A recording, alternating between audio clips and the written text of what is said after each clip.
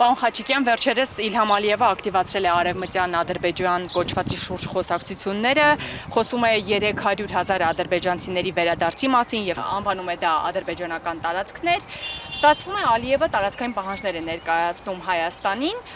պաշտոնական Երևանից իհարկե արձագանք եղավ, նախ ԱԳՆ-ն, հետո արդեն Փաշինյանը հայտարարեցին, որ Հայաստանի ինքնիշխան տարածքում չի կարող լինել Ադրբեջան, Արևմտյան Ադրբեջան։ Պարոն Խաչիկյան, ինչ կլինի, եթե Բաքուն հասնի իր նպատակին եւ 300,000 ադրբեջանցիներ, արևմտյան ադրբեջանցիներ գան եւ բնակեցվեն Հայաստանում։ Նախ ես չգիտեմ դուք ինչ եք անվանում պաշտոնական Երևան, որովհետեւ պաշտոնական Երևան մենք չունենք, մենք ունենք Ալիևի դեսպանատունը Հայաստանում, որը անընդհատ համաձայնվում է իր բոլոր հայտարարությունների հետ եւ անընդհատ մեզ նվաստացնում է։ Մենք արդեն վաղուց սուվերեն պետություն չենք։ Հետո, երբ որ այս անձը գնաց Պրաղա եւ ճանաչեց Ղարաբաղը Ադրբեջանի մաս, այնտեղ հարց չբարձրացվեց, որ Հայաստանի տարածքը, գոնե Հայաստանի տարածքը պետք է ճանաչվի որպես սուվերեն Հայաստանի տարածք։ Այդպիսի հարց չբարձրացվեց։ Եվրոպացիները կողքը նստած, Ժան Միշելը, Շարլ Միշելը ինչ էր, ու մեկ էլ բանը, Մակրոնը, որ գինե իրան ապտակում է բանից դուրս գալուց ինքնաթիռից։ Երկուսով այնտեղ նստած էին։ Որևէ մեկը հարց չբարձրացրեց ոչ ղարաբաղցիների անվտանգության, ոչ էլ Հայաստանի տարածքի։ Դա ինչպես է լինում։ Ինչպես կարելի է այսպիսի մարդ, այսպիսի խումբ պահել իշխանության մեջ, որ նրանք այսպիսի ձևով բանակցեն։ Սա բանակցություն չի։ Սա շարունակվող կապիտուլյացիա է։ Հիմա եթե նրանք ընդունում են, որ այստեղ կա Արևմտյան Ադրբեջան, իրենց պատմական հողերն են, իրենց մոտ տարիներով գնում է հայատյաց քարոզչություն։ Մենք այստեղ չենք ապրել, հայերին այստեղ ռուսներն են բերել։ Դուք շատ լավ գիտեք նրանք ինչեր են ասում։ Ասում են, որ 300,000 ադրբեջանցի պետք է վերադառնա այստեղ։ Որ գյուղերն են դատարկվելու։ Մեզ ասել են, եթե հաշվեք, որ ամեն գյուղում ապրում է 5,000 մարդ, դա 60 գյուղ է։ Եթե 10,000 մարդ, 30 գյուղ է։ Մենք այդ գյուղացիներին ասել ենք, ով է իր տնից դուրս գալու։ Հետո դա ոնց է լինելու, մարդկանց ոնց է տնից դուրս հանելու։ Կամ այդ գյուղերը լրիվ դատարկ են մնացել, ես չեմ կարծում։ Ադրբեջանցիները ասենք թե եկան այստեղ։ Դրանից հետո որքան ժամանակ կանցնի, մինչև նրանք սկսեն գույքի հարցեր բարձրացնել։ Սա իմ տունն էր, ինձանից դուք այս տունը խլեցիք, իմ պապիկը անցյալում այս տանտերն էր, այս այգին իմն էր, այս հողամասը իմն էր։ Կսկսվի բախումներ, կսկսվեն վիճաբանություններ։ Հետո կսկսվեն հիշողություններ պատերազմի մասին հաստատ։ Ում, ասենք, բարեկամն է մահացել, ում որդին է մահացել, ով ում է սպանել, ով է մեղավոր, Ղարաբաղը ումն էր։ Միանգամից կսկսեն վրեժխնդրության կոչեր, դրանից հետո կսկսեն բախումներ։ Այդ գյուղերով մենք ոնց ենք մեքենայով անցնելու։ Դուք պատկերացնում եք, մենք մեքենայով անցնում ենք, ադրբեջանցիները այնտեղ ապրում են։ Քանի րոպե կանցնի, մինչև մեկը քար գցի մեքենայի վրա, կամ հիշի, որ մենք զավթել էինք Ադրբեջանի տարածքը։ Մենք մինչև հիմա հիշում են իմիջիայլոց։ Դրանից հետո Ադրբեջանը շատ արագ ասի, որ քանի որ Հայաստանի վիճակի չի ապահովել այս մարդկանց անվտանգությունը, մենք ստիպված ենք մեր ուժերը տեղակայել Հայաստանում եւ Թուրքիա-Ադրբեջանի բանակը կմտնի Սյունիք։ Դրանից հետո կսկսի հայերի փախուստը, դրանից հետո ամբողջ Հայաստանը կդատարկվի։ Օրինակ, մի քանի օր առաջ, գիտեք, նայեք թե ինչպես է այդ process-ը ընթանում այն շրջաններում, որտեղ երկու էթնիկ խմբերը պատերազմել են միմյանց հետ։ Եթե մենք հիմա վրացիների հետ գործ ունենանք, նրանք կարող են այստեղ ապրել։ Վրացիների հետ մենք պատերազմ չենք ունեցել եւ նրանք 5,000 տղա չեն սպանել։ Մենք էլ իրանց զինվորներին։ Այսինքն դա մեծ տարբերություն է։ Նայեք այն շրջանների վրա, որտեղ եղել է էթնիկ կոնֆլիկտ։ Նայեք բանում Կոսովոյում։ Կոսովոյում ով է խաղաղությունը պահում։ ՆԱՏՕ-ի զորքերը, որպեսզի սերբերը եւ կոսովարները միմյանց չսպանեն, այնտեղ ՆԱՏՕ-ի բանակն է, չէ՞։ Մի քանի օր առաջ Հունգարիան իր ուժերը գաղտնի ձևով ուղարկեց Բանյա Լուկա, սերբական հանրապետություն Բոսնիայում, որպեսզի պաշտպանել Դոդիկին։ Դա այդ մարդու անունն է Դոդիկ, ես չեմ վիրավորում իրան, իր իսկական անունը Դոդիկ է։ Այսինքն այնտեղ էլ արտաքին ուժը ներխուժեց, որպեսզի պահել հավասարակշռությունը երկրի ներսում եւ այնտեղ արդեն կային տեղակայված ՆԱՏՕ-ի զորքեր։ Այսինքն այդ երկու դեպքում, որտեղ կար նախկինում էթնիկ կոնֆլիկտ, մենք ունենք զորքեր։ Այդ զորքերը ումն են լինելու։ Ալիևը ժամանակին համաձայնվել էր, որ մենք խաղաղապահ ուժեր կանչենք Ղարաբաղ։ Ինչու՞։ Որտեղ հենց որ դուք շրջապատում եք Արցախը, ինչ որ անցյալում Արցախ էր մինչև սրանց իշխանության գալը, եթե այնտեղ տեղադրվում են խաղաղապահ ուժեր, դա արդեն դառնում է ոչ պաշտոնական սահման։ Եվ այդ շրջանը սկսում է պահանջել ինքնավարություն եւ անկախություն։ Եւ այդ պատճառով Ալիևը լինելով խելացի մարդ, չնայած մեր թշնամին է, նա խելացի ռացիոնալ մարդ է։ Նա թույլ չտվեց, որ ղարաբաղցիներին շրջապատեն, ասենք ինչ-որ խաղաղապահ ուժեր, կամ եթե դա եղան Ռուսաստանի ուժեր, օգտագործելով իրավիճակը Ռուսաստանի եւ Արևմուտքի բախումը, նա ուժով հարցը լուծեց եւ որևէ մեկը իրեն ոչ մի նկատողություն չարեց, ոչ Ռուսաստանը, ոչ Արևմուտքը։ Հիմա, այսինքն, այնտեղ քանի շաբաթ է անցնելու, քանի ադրբեջանցի եւ հայ է բախվելու միմյանց հետ, մինչեւ այնտեղ մտնի Թուրքիայի եւ Ադրբեջանի բանակը։ Դրանից հետո կհայտարարվի ինքնավարություն, կասեն, որ մենք ստիպված ենք պաշտպանել այս տարածքը եւ իդեպ դա մեր տարածքն է, հնարավոր է որ անգամ պահանջեն, որ մեր պարլամենտում լինեն նրանց ներկայացուցիչները եւ դուք պատկերացրեք, թե ինչ արտահայտություններ են լսելու մեր ազգային ժողովում։ Հայերենով քիչ էր, հիմա ադրբեջաներով հայհոյանքներ կլսենք։ Սա լինելու է Հայաստանի վախճանը։ Այս մարդիկ բացատրում են մեզ կոնկրետ, որ գյուղերն են ազատվելու հայերից, որտեղ են գալու ադրբեջանցիները եւ ինչպես եք դուք ապահովելու, որ եւ ադրբեջանցիները եւ հայերը չբախվեն միմյանց հետ։ Մեր ժողովրդին ծեծել իրանց մոտ ստացվում է։ Նրանք շատ, գիտեք, մեծ թվերով բարեկներ ունեն, կարմիր բրետավորներ, գալիս են ժողովրդին ծեծում են, բայց ադրբեջանցիներին դուք ծեծել չեք կարողանալու։ Այսինքն դուք մի կողմը կարող եք ծեծել եւ ռումբեր գցել դեմոկրատական թավշյա ձևով, բայց մյուս կողմին չեք կարող։ Այսինքն վաղ թե ուշ այնտեղ լինելու է ճակատամարտ հայերի եւ ադրբեջանցիների միջեւ։ Ով է դա հանդարտացնելու։ ՆԱՏՕ-ի ուժերը չեն գալու։ Կոսովոյի հետ մեզ համեմատում են, ոչ, Բոսնիայի հետ մեզ համեմատում են, ոչ, մենք կարևոր չենք նրանց համար։ Ով է գալու։ Գալու է Թուրքիան եւ Ադրբեջանը։ Դա լինելու Հայաստանի վերջը։ Ես զարմանում եմ, մենք շախմատ խաղացող ազգ ենք, մենք ունենք խելացի օրինակ երիտասարդներ, որոնք շախմատում դու ասենք 15-20 քայլ պետք է հաշվարկես։ Ես օրինակ չեմ կարող, ես շատ անհամբեր եմ։ Բայց այս 2-3 քայլը այնքան չի հաշվարկում, բայց սա այնքան պարզ է, մենք դեռ չենք հաշտվել միմյանց հետ։ Մենք կարող այսպիսի վիճակում ենք կոտրված իրանց պատճառով, կոտրված, ստորացված։ Նրանք այդպես չեն կարծում։ Նրանք վրեժխնդրության միսիայով են գալու այստեղ, որ վրեժխնդիր լինեն մեզանից։ Ինչպես մեր ղեկավարությունն է մեզանից վրեժխնդիր լինի իր անցյալի համար։ Երեք Սարդարապատում Փաշինյանը հայտարարություններ էր անում հակասովետական, բայց միջև այդ հայտարարությանը գալը ես ուզում եմ հիշեցնեմ մայիսի 9-ի դեպքը, երբ հանրային հեռուստաընկերության եթերում մենք ըստ էության աննախադեպ մի հայտարարություն լսեցինք, որը որակվեց նաև սկանդալային, դա Պաշտպանության նախարարության նախկին խոսնակ Արծրուն Հովհաննիսյանի հայտարարության մասին է, որը շատ վերլուծաբաններ եւ փորձագետներ բնութագրեցին որպես ֆաշիզմը արդարացնող կամ ֆաշիզմի քարոզ։ Ըստ ես այդ հայտարարությունը ինչ նպատակ ուներ եւ նաեւ խոսում էր, որ դա ամեն դեպքում հենց իշխանության հայտարարություններ եւ ոչ թե հենց առանձին Արծրուն Հովհաննիսյանի։ Դա ինչ նպատակ է հետապնդում։ Դուք շատ լավ գիտեք, որ այդ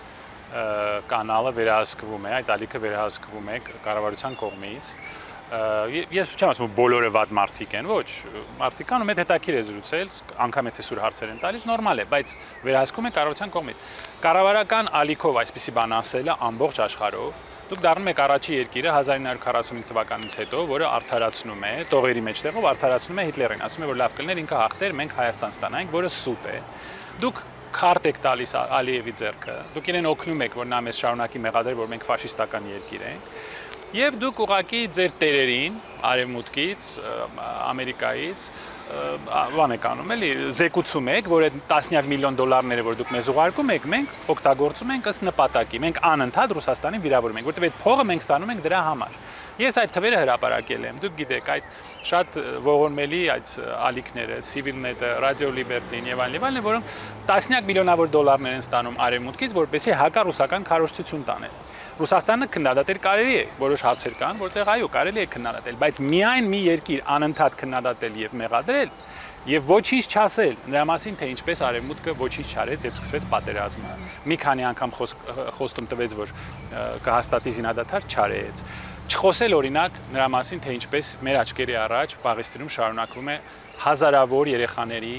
սպանությունը, ցեղասպանությունը եւ նրանք մի բառ դրա մասին չեն ասում, որտեղ վարձատրվում են այն մարդկանց կողմից, ովքեր սպոնսորվում են այս ցեղասպանությունը Պաղեստինում։ Սա քարոզչություն է։ Ինչ օգուտ է դա մեզ բերում։ Հետո ի վերջո էլի Լավրովը գալիս է, էլի ներողություն են խնդրում, էլի իրանց ապտակը ստանում են, այսինքն սրա իմաստը ես չեմ հասկանում, մի ձևով կարող եմ բացատրել, որ ուղղակի արտասահմանյան տերերին պետք է բացատրել, թե իրենց միլիոնները որտեղ գնացին։ Ինչու հիշեցի այդ եթերը եւ այդ խոսքը, որովհետեւ տպավորություն է, որ դրանից հետո ինչ որ հակառուսական հայտարարություններ են արվում, օրինակ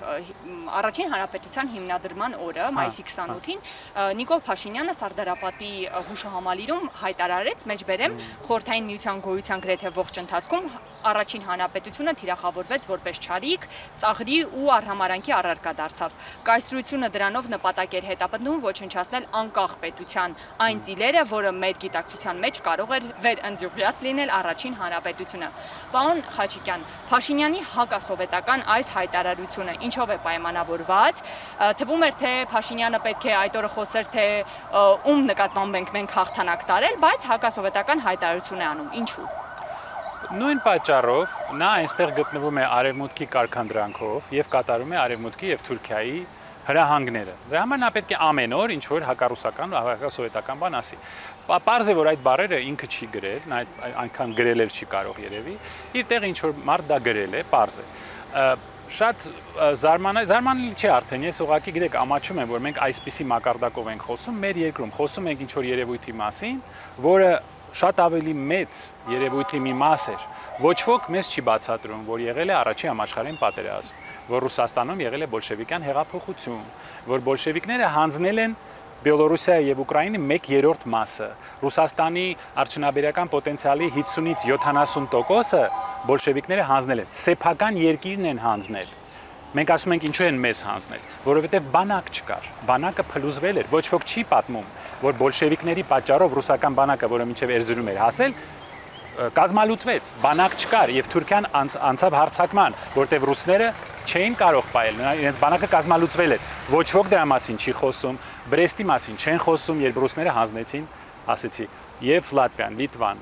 Էստոնիան, Լեհաստանը, Ուկրաինայի 1/3-ը եւ Բելոռուսիայի 1/3-ը հանձնեցին, որտեղ չէին կարող պայել, որտեղ Ռուսաստանում եկել էր իշխանության այն մարդիկ, սրանց պես, որոնք ասում են, մեզ համար ավելի կարևոր է մեր հեղափոխությունը, քան մեր ազգային շահերը եւ մեր հայրենիքը։ Նույն բանը, բոլշևիկները նույն բանը արեցին։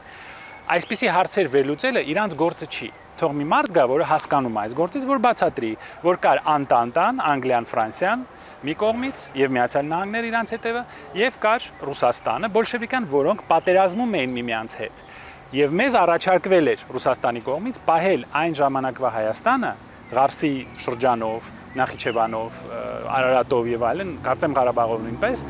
դա պահենք, մենակ հրաժարվեինք Վիլսոնյան երազանքից, բայց նույն մարդիկ, ովքեր այսօր արտասահմանից փող ստանան, այս ժամանակ գրանտեր չկային, երևի։ Այսօր այդ նույն գրանտեր ստացողները, որոնք մեզ խոստանում էին, որ 8 րոպեում այստեղ կլինի ամերիկյան բանակը, որ ֆրանսիական կրուասոններով եւ ռադարներով մենք կպաշտպանվենք թուրքերից, որ մենք կդառնանք ՆԱՏՕ-ի անդամ, որ այստեղ կլինի ռազմաբազա, այդ նույն մարդիկ, ովքեր մեզ այսօր են խաբում, այդ հեքիաթներով 110 տարի առաջ նույն ձևով խաբեցին մեր կառավարությանը, ասելով, որ մենք պետք է պահանջենք Վիլսոնյան Հայաստան,